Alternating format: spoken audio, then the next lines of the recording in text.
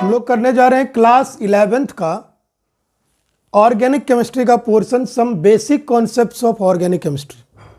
बहुत ही important lesson है ये, और ये चैप्टर इसलिए भी इंपॉर्टेंट है क्योंकि ऑर्गेनिक केमिस्ट्री के बेसिक कॉन्सेप्ट्स को यहाँ पर हम ईजिली समझ सकते हैं, और इसकी बहुत ज़्यादा रिक्वायरमेंट है पूरे ऑर्गेनिक केमिस्ट्री को समझने के लिए। और ऑर्गेनिक केमिस्ट्री बिकॉज बहुत ज़्यादा वास्ट है, तो इसके यदि हम कॉन्सेप्ट्स को नहीं समझ पाएंगे तो ऑर्गेनिक कंपाउंड्स को समझना बहुत ही मुश्किल हो जाएगा। अब यहाँ पर एक बात और है कि यहाँ पर ये हमारा basic concept of organic chemistry जो है, ऑर्गेनिक केमिस्ट्री के लिए एक टूल का काम कर रहा है। जैसे फिजिकल केमिस्ट्री के लिए बेसिक कॉन्सेप्ट ऑफ केमिस्ट्री अलग से था, तो वो भी एक टूल का काम कर रहा था, तो ये भी एक टूल का काम कर रहा है। यदि हमारे पास टूल है तो हम ईजिली सारे कॉन्सेप्ट्स को समझ सकते हैं, और फिर हमें उसको ज़्यादा लर्न करने की ज़रूरत नहीं पड़ेगी, याद करने की ज़रूरत नहीं पड़ेगी, यदि हमने कॉन्सेप्ट को समझ लिया तो।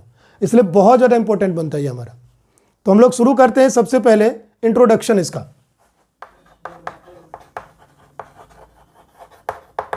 सबसे पहले तो आपने 10th में ही सुना होगा कि ऑर्गेनिक केमिस्ट्री में अलग से ऑर्गेनिक कंपाउंड्स के बारे में पढ़ते हैं।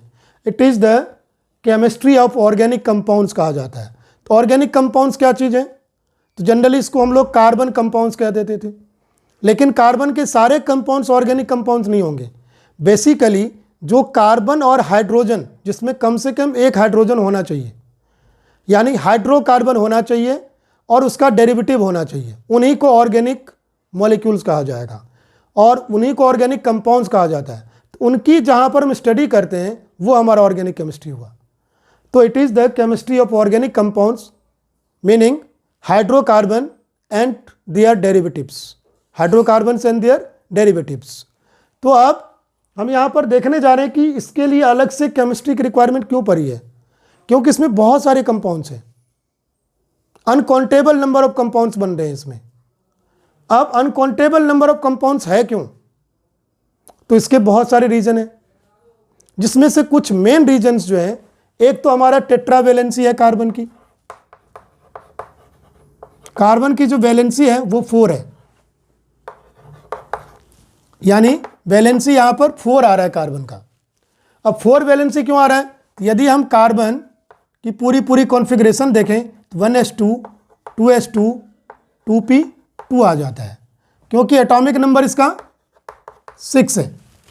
यदि हम यहां पर वैलेंस सेल का कॉन्फ़िगरेशन देखें तो वैलेंस कॉन्फ़िगरेशन 2s2, 2p2 आ रहा है।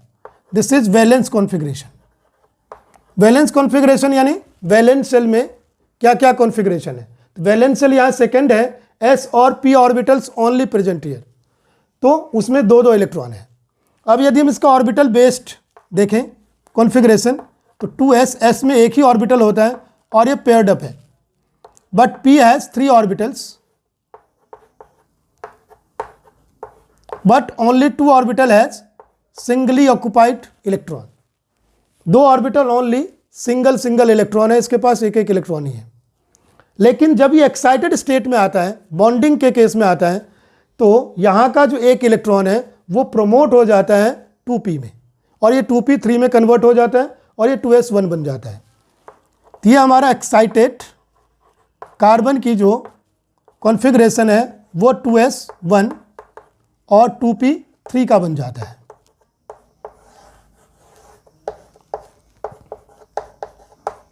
अब इसको 4 बॉन्ड्स बनाना पड़ेगा, तभी ये 4 के 4 इलेक्ट्रॉन जो है, यानी 4 के 4 ऑर्बिटल जो है, ऑर्बिटल भी 4 है, टोटल ऑर्बिटल भी 4 है और टोटल सिंगलेट इलेक्ट्रॉन भी 4 है। तो क्लियरली 4 के 4 इलेक्ट्रॉन पेयर्ड अप हो जाएंगे, यानी 4 के 4 ऑर्बिटल्स पेयर्ड अप हो जाएंगे, इसलिए इसको टेट्रावैलेंट माना जाता है। अब इसको पेयरिंग करने के लिए इसको डिफरेंट हाइब्रिडाइजेशन फेज से पास होना पड़ता है, तो उसको हम यहाँ पर सीखेंगे। एक तो टेट्रावैलेंसी हो गई, दूसरी बात ये हमारा ग्रुप 4 का एलिमेंट है। जनरली पीरियोडिक टेबल में 8 ग्रुप्स माने गए हैं, वैसे कहीं कहीं आपका 16 और 32 ग्रुप्स भी है, लेकिन बेसिकली रिप्रेजेंटेटिव एलिमेंट्स s और p ब्लॉक को मिलाकर है। s और p ब्लॉक को मिलाकर टोटल 8 ग्रुप्स हैं। अब 8 ग्रुप्स में से टोटल हमारे पास 8 ग्रुप्स हैं और लास्ट वाला जो 8th ग्रुप है ये हमारा इनर्ट गैस का है। इनर्ट गैसेज है यहाँ पर, और इनर्ट गैसेज एक्चुअली ये स्टेबल हैं क्योंकि इनके वैलेंस शेल में 8 इलेक्ट्रॉन्स पूरे हैं, इसलिए कोई बॉन्डिंग नहीं करता है। यहाँ पर अट्रैक्शन फोर्स न्यूक्लियस का और रिपल्सन फोर्स वेल मैनेज्ड है, जिसको रिएक्शन करने की ज़रूरत नहीं है। और इसमें जो इसलिए टेंडेंसी जो हम देखेंगे पीरियोडिक प्रॉपर्टीज़ दिखाने का वो ऑलमोस्ट नहीं है, तो इनको जीरो ग्रुप भी माना जाता है। 8th ग्रुप हमारा हो जाता है जीरो ग्रुप, क्योंकि ये बॉन्डिंग में नहीं करता है, क्योंकि 8 इलेक्ट्रॉन्स पूरे हैं, ऑक्टेट कंप्लीट है, और पीरियोडिक टेबल के प्रॉपर्टीज़ को भी फॉलो नहीं कर रहे हैं, तो इसलिए इसको जीरो ग्रुप माना गया है। यानी टोटल 7 ग्रुप्स हो गए मेन। अब 7 में यदि हम 1 से 7 तक नंबर लिखें तो क्लियरली 4 हमारा बीच वाला नंबर है, और इसको यदि हम ग्रुप कहें first, second, third, fourth group हमारा क्या हो जाएगा? मिड ग्रुप हो जाएगा। अब ये मिड ग्रुप में क्या है, जैसे जैसे हम पीरियोडिक टेबल में लेफ्ट टू राइट जाते हैं तो साइज स्मॉल होता जाता है, तो 4th पर आकर साइज बिल्कुल इंटरमीडिएट हो गया है, मिडल स्टेज में पहुंच गया है। यहाँ पर न्यूक्लियस का अट्रैक्शन फोर्स और इलेक्ट्रॉनिक रिपल्सन ठीक ठाक है, ना तो बहुत ज़्यादा है ना बहुत कम है। यानी इस ग्रुप के एलिमेंट्स में थोड़ी बहुत ठीक ठाक स्टेबिलिटी है। मैं थोड़ा सा डीप ले रहा हूँ, ध्यान देंगे, ठीक ठाक स्टेबिलिटी है। इसके बाद क्या हुआ है, ये बहुत स्मॉल हो गया है,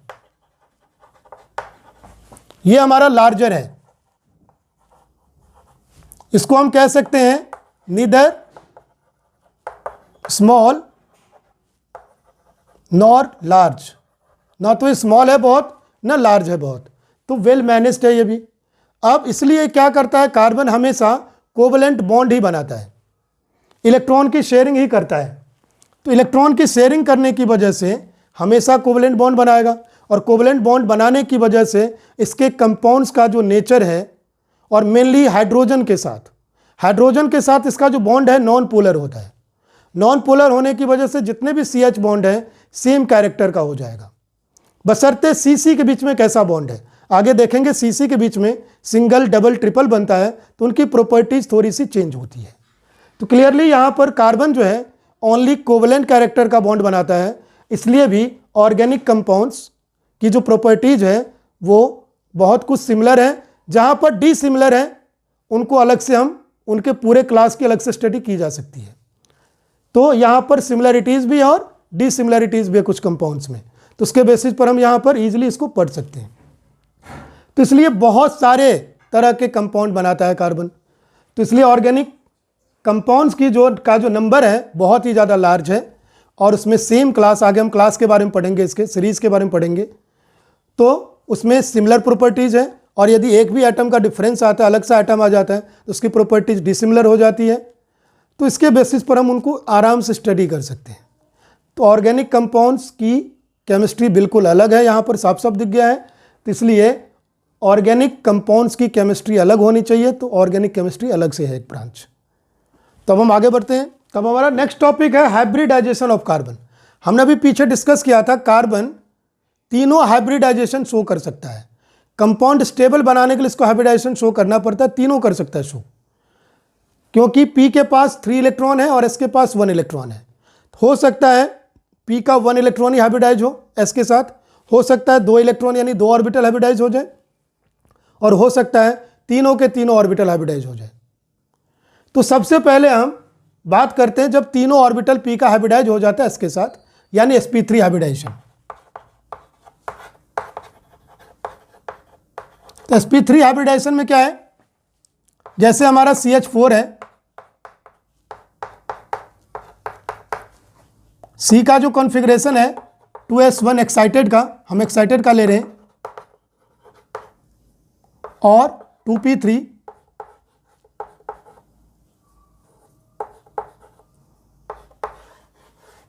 हर एक ऑर्बिटल चाहता है कि हम सिग्मा बॉन्ड बनाएं। तो यहाँ पर पूरे 4 एटम C के पास प्रेजेंट है बॉन्ड बनाने के लिए, तो चारों के चारों ऑर्बिटल, ऑल द 4 ऑर्बिटल्स यहाँ पर हाइब्रिडाइज हो जाएगा सिग्मा बॉन्ड बनाने के लिए।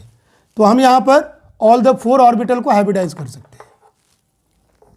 इस तरह से यहाँ पर 4 ऑर्बिटल हाइब्रिडाइज ऑर्बिटल हमें मिलता है, जिसका नाम याद रखने के लिए sp3 बोला जाता है, because 1 s orbital and 3 p orbitals are getting combined. तो यहाँ पर sp3 में ज्योमेट्री जो हो जाती है टेट्राहेड्रल।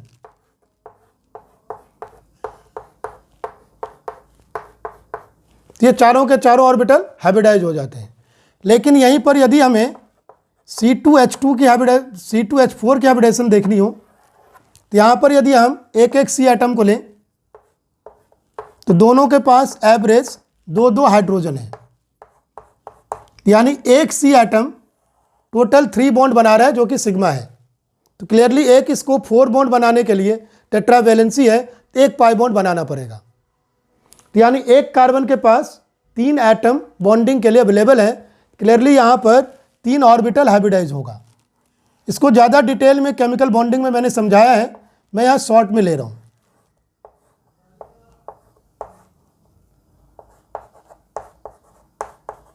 तो यहाँ पर एक S और 2 P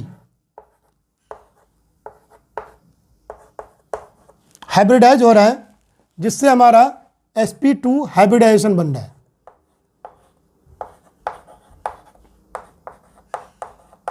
और एक 2p में इलेक्ट्रॉन रह गया हमारा, ये अनहाइब्रिडाइज है। हाइब्रिडाइज ऑर्बिटल हमारा यहाँ पर ट्राइगोनल प्लेनर ज्योमेट्री ले लेता है। दूसरे कार्बन एटम का भी इसी तरह से होगा।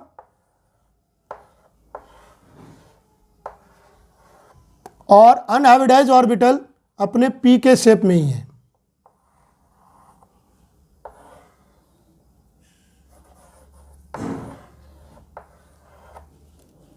इसमें हमारा H के साथ इसका सिग्मा बॉन्ड है और ये CC सिग्मा बॉन्ड है, और ये जो बॉन्ड बन रहा है ये हमारा पाई है। इस तरह से हमारा C डबल बॉन्ड C और 3 सिग्मा बॉन्ड हमारे पास है, एक सिग्मा एक पाई, ये सब के सब सिग्मा है। इस तरह से हमारा sp2 हाइब्रिडाइजेशन बनता है। इनके प्रॉपर्टीज़ के बारे में आगे स्टडी करेंगे हम। अब यदि हमारे पास C2H2 है तो ऑन एवरेज देखा जाए तो एक C एटम के पास 2 एटम बॉन्डिंग के लिए आ रहा है, एक खुद C आ रहा है दूसरा, और एक H आ रहा है। इसके बेसिस पर देखा जाए तो ओनली ये sp हाइब्रिडाइजेशन शो करेगा, क्योंकि ये दोनों सिग्मा बॉन्ड है। बाकी जो 2 बॉन्ड बनेगा कार्बन कार्बन के बीच में, वो पाई ही होना चाहिए। क्लियरली यहाँ पर 2s1 और 2p3 में ओनली एक s और एक p ऑर्बिटल हमारा हाइब्रिडाइज हो रहा है, जो कि sp हाइब्रिडाइजेशन शो कर रहा है। और 2 ऑर्बिटल हमारा 2p में रह जाता है, जो कि अनहाइब्रिडाइज है। इस तरह से हमारा sp हाइब्रिडाइजेशन यहाँ पर शो हो रहा है। अब इस sp हाइब्रिडाइजेशन में ज्योमेट्री जो बनेगी लीनियर,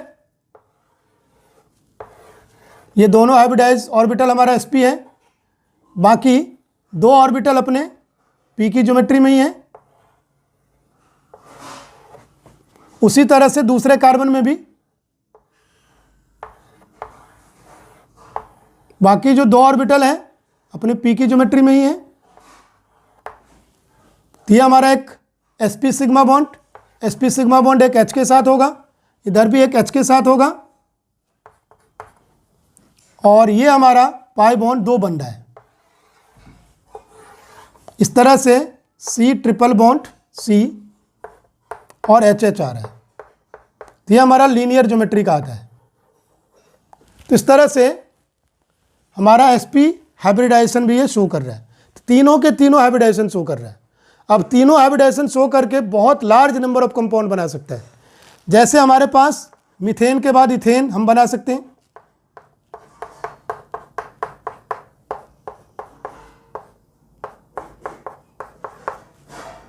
ये हमारा दोनों ही कार्बन यहाँ पर sp3 है। यदि हम इथीन लेते हैं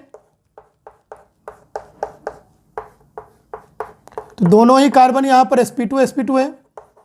यानी कहने का मतलब यदि सी के चारों तरफ सिंगल बॉन्ड है, किसी भी सी के चारों तरफ ओनली सिंगल बॉन्ड है चारों के चारों, तो उसको कहा जाएगा sp3।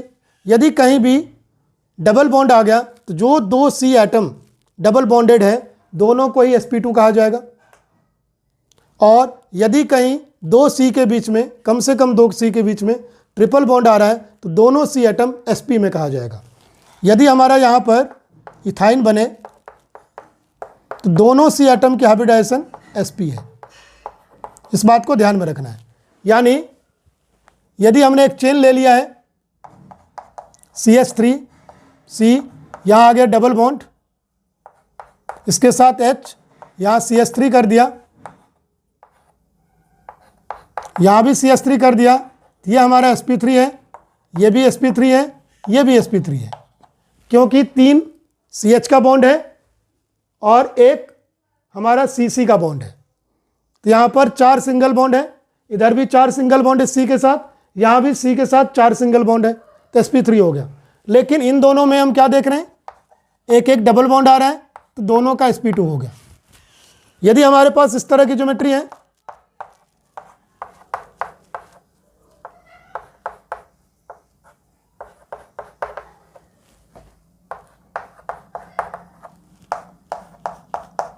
तो क्लियरली यहाँ पर sp3 आ गया, ये हमारा sp3 हो जाएगा, ये भी हमारा sp3 हो जाएगा, क्योंकि सब के सब सिंगल बॉन्ड है। यहाँ पर दोनों के पास डबल बॉन्ड है sp2, ये भी हमारा sp2, और यहाँ CC ट्रिपल बॉन्ड है sp और ये sp। तो इस तरह से हम हाइब्रिडाइजेशन को आइडेंटिफाई कर सकते हैं इजीली।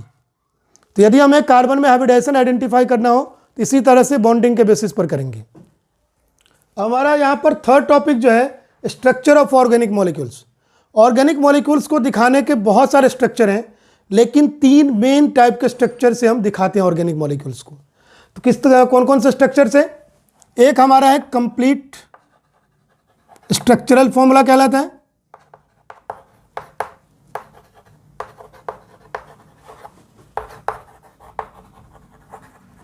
एक हमारा बॉन्ड लाइन फॉर्मूला कहलाता है, सॉरी पहले कंडेंस ले लेते हैं,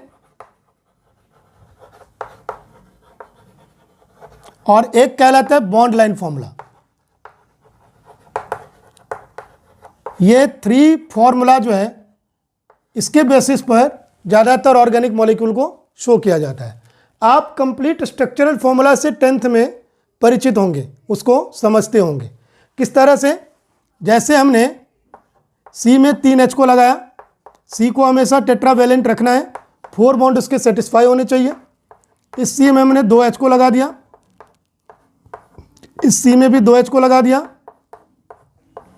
इस C में भी 2 H लगा दिया, आगे हमने 3 H लगा दिया। इसको हम लोग कहते हैं कंप्लीट स्ट्रक्चरल फॉर्मूला। इसको ऐसे भी दिखाया जा सकता है, तीनों H को H3 लिख दिया हमने यहाँ पर, और CH2 CH2 CH2, इन तीनों को CH2 CH2 लिख दिया, और आगे वाले को दोबारा CH3 लिख दिया। ये भी हमारा कंप्लीट स्ट्रक्चरल फॉर्मूला ही होगा, जिसको मैं CSF से दिखाऊंगा। अब इसका कंडेंस फॉर्मूला क्या होना चाहिए?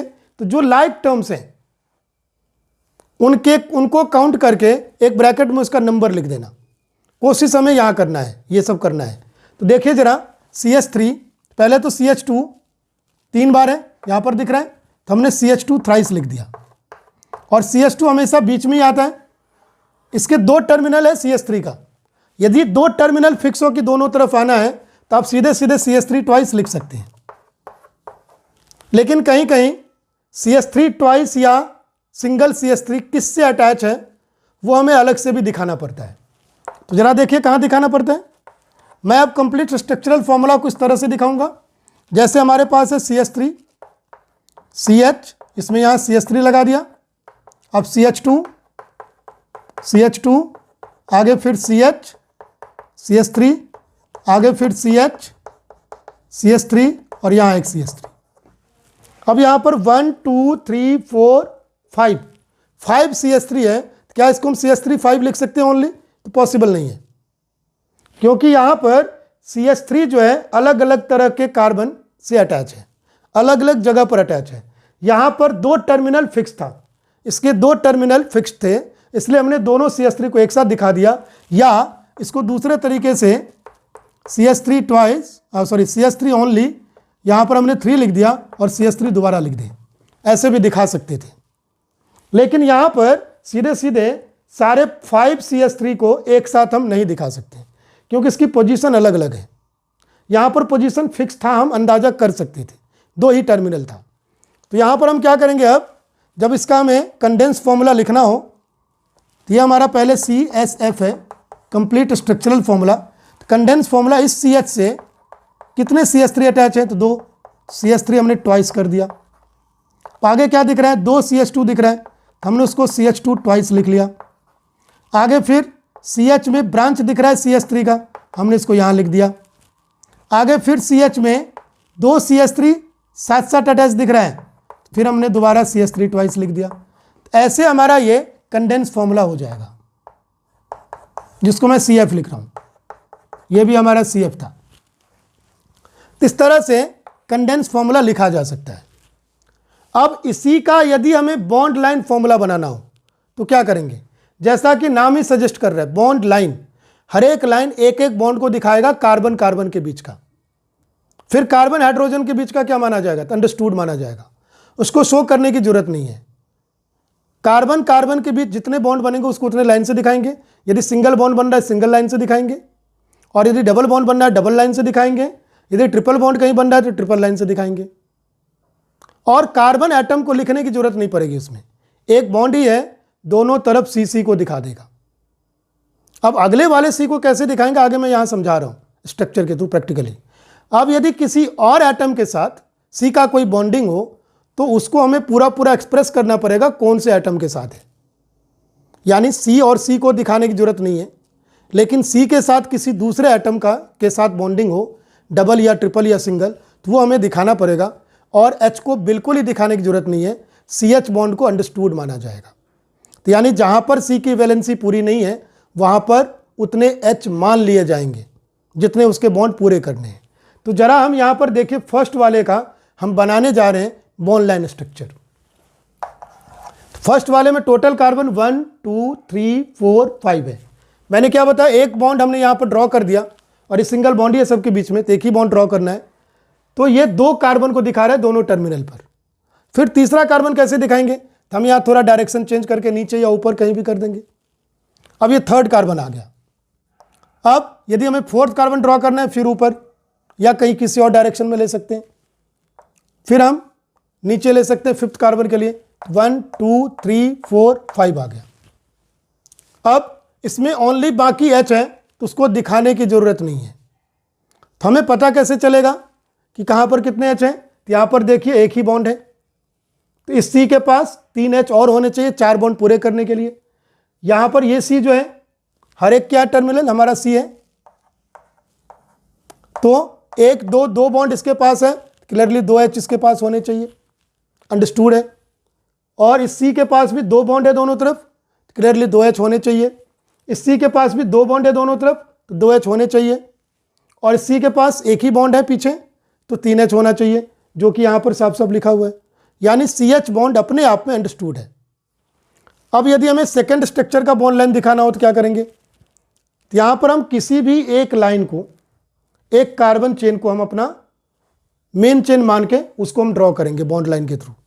मान लो हमने मेन चेन ले लिया, तो इसमें कितने कार्बन है, 1 2 3 4 5 6 7, तो 7 कार्बन को हमें यहाँ दिखाना है। 2 हमेशा एक लाइन 2 कार्बन को दिखाते हैं, फिर डायरेक्शन चेंज किया, third fourth fifth sixth seventh, 7 carbon हमने दिखा दिया।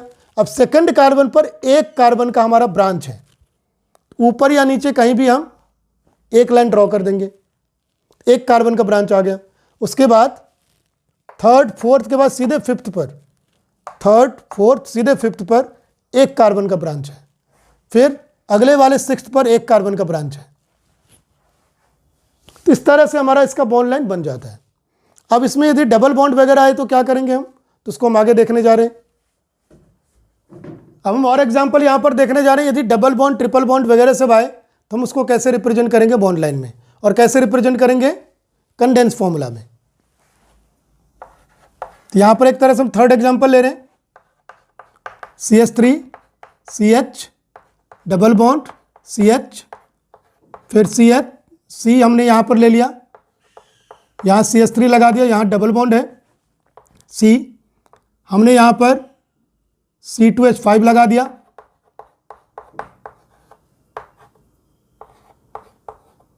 और आगे हमने CH3 ट्वाइस ले लिया। अब ये ना तो कंप्लीटली कंडेंस फॉर्मूला है ना कंप्लीट स्ट्रक्चरल फॉर्मूला है। सबसे पहले इसको हम ओपन करके पूरा पूरा लिख लें, क्या क्या है। पहले complete structural formula CH3, H को हम पीछे लिख लेते हैं कंफ्यूजन से बचने के लिए। CH3 हो गया, CH डबल बॉन्ड CH, आगे फिर C में CH3 लगा हुआ है, यहाँ डबल बॉन्ड है, C के पास अब C2H5 का मतलब क्या है, 2C होगा यहाँ पर, एक हमारा लास्ट वाला H3 हो जाएगा। क्यों? क्योंकि इसके पीछे एक ही बॉन्ड है, 4 बॉन्ड पूरे करने हैं, और इसके पास 2H है, और यहाँ पर फिर CH के साथ 2 CH3 है। ये हो गया हमारा complete structural formula CSF, central security force मत समझ लेना भैया। तो CSF, तो अब हम इसको CF में कन्वर्ट करेंगे तो कैसे, CH3 एक ही है, यहाँ आराम से CH डबल बॉन्ड CH लिखना पड़ेगा पूरा, फिर C के साथ यहाँ ब्रैकेट में C के साथ CH3 लगाना पड़ेगा।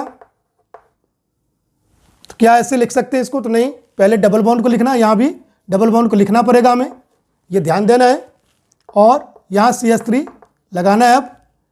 अब यहाँ C2H5 क्या लिख सकते हैं, तो यस ब्रैकेट में C2H5 लिख सकते हैं, क्योंकि आगे सिंगल बॉन्ड है, उसको अंडरस्टूड किया जा सकता है। तो यानी सिंगल बॉन्ड को हम अंडरस्टूड कर सकते हैं कंडेंस फॉर्मूला लिखने के लिए। तो आगे हमारे पास क्या है, CH CH3 ट्वाइस है, तो ये हमारा यहाँ पर CF हो गया कंडेंस फॉर्मूला। अब देखिए जरा, यदि C का हमें बॉन्ड लाइन बनाना हो तो क्या करेंगे, तो ये हमारा कंप्लीट स्ट्रक्चरल फॉर्मूला है, यहाँ से C का चेन लेना आसान है, 1 2 3 4 5 6 7, 2 3 4 5 6 7 ले लिया हमने। अब सेकंड कार्बन और थर्ड कार्बन के बीच में डबल बॉन्ड है, तो यहाँ डबल बॉन्ड डाल दिया। उसके बाद फोर्थ और फिफ्थ के बीच में डबल बॉन्ड है, फोर्थ और फिफ्थ के बीच में डबल बॉन्ड डाल दिया। एक यहाँ लगाना चाहिए तो ज़्यादा अच्छा है, वैसे ऊपर भी लगा सकते हैं। तो आगे फिर क्या है हमारे पास, CH के साथ CH3 है, तो ये CH हो गया। पहले तो इसके साथ हमारा C2H5 है, वो भी लगा दें। 1 2 कार्बन का चेन है, क्लियरली एक कार्बन ये हो गया, और कार्बन को चेंज करने के लिए, एक और कार्बन बढ़ाने के लिए डायरेक्शन चेंज कर दिया, और यहाँ पर एक CH3 है, तो हमने ऊपर एक लाइन ड्रॉ कर दिया। इस तरह से हमारा बॉन्ड लाइन स्ट्रक्चर इसका बन जाता है। यदि इसमें ट्रिपल बॉन्ड आए तो क्या करेंगे हम, जरा देखें उसको, CH3 CH double bond C, मान लीजिए यहाँ पर ट्रिपल बॉन्ड करके लगा दिया, यहाँ पर भी ट्रिपल बॉन्ड लगा हुआ है, और ये हमारा CH3 है। तो देखिए इसका कैसे बनाएंगे, 1, ये एक तरह से कंप्लीट स्ट्रक्चरल फॉर्मूला भी हमारा हो गया, क्योंकि ट्रिपल बॉन्ड वगैरह उसको हम अंडरस्टूड नहीं कर सकते हैं। 1 2 3 4 5 6, 2 3 4 5 6 हो गया। अब सेकंड और थर्ड कार्बन के बीच में डबल बॉन्ड है, डबल बॉन्ड लगा दिया। अगले वाले में ट्रिपल बॉन्ड है, यहाँ पर हमने ट्रिपल बॉन्ड डाल दिया, और इसके नीचे भी ट्रिपल बॉन्ड वाला एक कार्बन चेन है। हमने एक तो हमने डायरेक्शन चेंज कर दिया, 2 कार्बन हो गया, और यहाँ कर दिया हमने ट्रिपल बॉन्ड, और आगे फिर CH3 अपने आप आ गया है। तो इस तरह से हमारा ये बॉन्ड लाइन फॉर्मूला हो गया इसका। तो इस तरह से हम बॉन्ड लाइन फॉर्मूला यहाँ पर ड्रॉ कर सकते हैं। यदि हमें बॉन्ड लाइन फॉर्मूला दिया हुआ है तो उसको हम कैसे कंप्लीट स्ट्रक्चरल फॉर्मूला में कन्वर्ट करेंगे, उसको भी हम सीखेंगे। तो यदि हमें बॉन्ड लाइन फॉर्मूला दिया हुआ है तो उससे हम कैसे कंप्लीट स्ट्रक्चरल फॉर्मूला निकालेंगे, उसको जरा देखिए। तो जैसे मान लीजिए हमारे पास ये बॉन्ड लाइन फॉर्मूला है एक, ये किसी भी शेप में हो सकता है, इसलिए मैंने ऐसे बना दिया है आपका। मान लीजिए हमारे पास बॉन्ड लाइन फॉर्मूला है,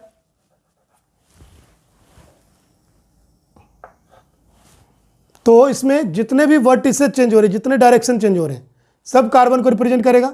थोड़ा सा इसको बड़ा दिखा लेते हैं। जैसे हमने इसको एक लॉन्गेस्ट चेन, किसी भी एक को हमें लॉन्ग चेन लेकर चलना है, अपना स्ट्रेच करके उसको चेन को बनाना है। 1 2 3 4 5 6 7 8 आ गया। 8 कार्बन का हमारे पास ये चेन है। और इधर 1 2 3, इधर भी हमारा 1 2 3। क्लियरली 1 2 3 4 5 6 7 8 का 8 कार्बन का हमारा चेन बन गया। 4 5 6 7 8। अब 1 2 3 4 5 कार्बन पर, 5th कार्बन पर हमारा 1 2 3 कार्बन का ब्रांच ऊपर नीचे दोनों है। यहाँ भी 1 2 3 है। 1 2 3 4 5 पर 1 2 3 कार्बन का ब्रांच है, 1 2 3 कार्बन का ब्रांच है।